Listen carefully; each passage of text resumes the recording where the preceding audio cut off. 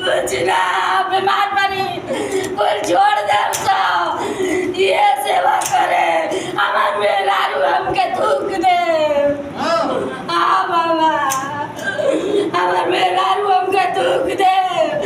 ये ऐसा पता ही रहे कि हमके हर वक्त में हम मैदानों का नहीं तो साफ कर दे बाबा।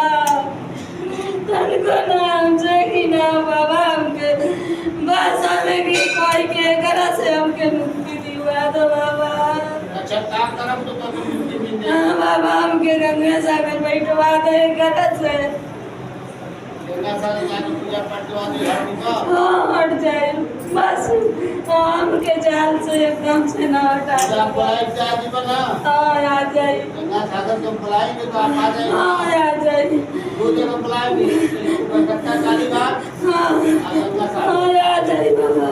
पक्का। हाँ पक्का आ जाए। पहचान कराओ। हाँ हमार भाई लगबो। हाँ हाँ हमार भाई लगबो और जन्नत देंगे। अब तो पक्का मुक्ति दे दिया। लेकिन लड़कन से काहे नाराज पड़ा।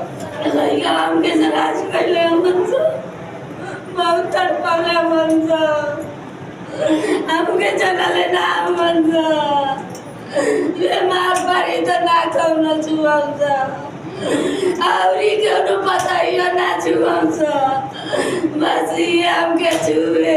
पूजा पाठ बकरा उकरा लागी कलकत्ता कालीघाट दे दे। हाँ दे बाबा दे।